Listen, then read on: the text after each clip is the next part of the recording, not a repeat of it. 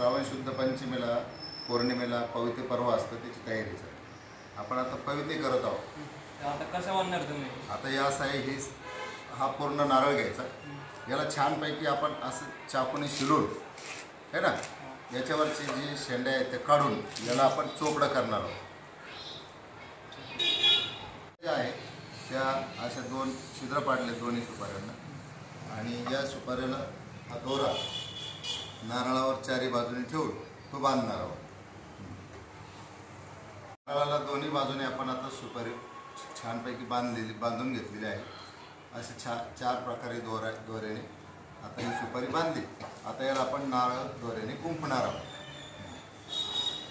सुरुवातीला हा दोरा अशा पद्धतीने याला गुंडाळून घेऊन आपण असं छानपैकी मध्यातून आणायचं आणि त्याला अशा प्रकारची गुणाकाराची फुली द्यायची.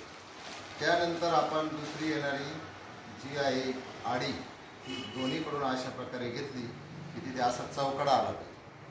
असाच चौकडा घेत घेत घेत आपण पूर्णपणे काय करणार आहोत, पुढे पुढे जाणार आहोत. ते आपल्या आवडीनुसार आणि सवडीनुसार जवळ घ्यायचं की लांब घ्यायचं, त्या पद्धतीने आपण या नारळाला अशा पद्धतीने गुफत गुफत गुफत गुफत आणि प्रभुनाम घेत घेत समोर चालायचं आहे.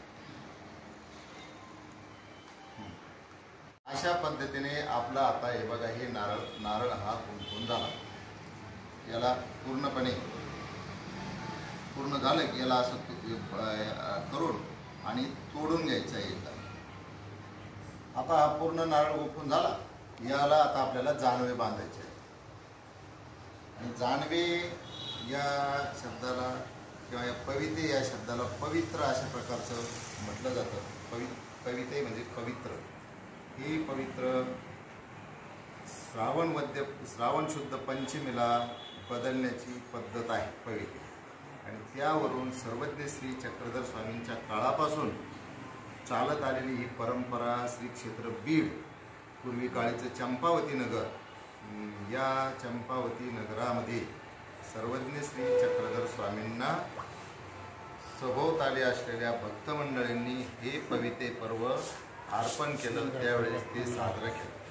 आणि तेव्हापासून आज ताग आहेत आपल्या मानव संप्रदायामध्ये गुरुपूजन जसं अन्य संप्रदायामध्ये मागच्या पौर्णिमेला व्यास पौर्णिमेला करतात, परंतु बीड या ठिकाणी पविते पर्व अर्पण केल्यापासून मानव संप्रदायात चैत्र पौर्णिमेला या श्रावण पौर्णिमेला गुरुपूजन करण्याची पद्धत चालत आली. आणि हे पवित्र पर्व साजरं करत असताना नारळ, सुपारी आणि दोरा अशा पद्धतीने ही भगवंताला गुरुला अर्पण करण्याची पद्धत आहे. आणि वस्त्र अर्पण करण्याची पद्धत हे झालं आता पूर्ण पवित्र तयार.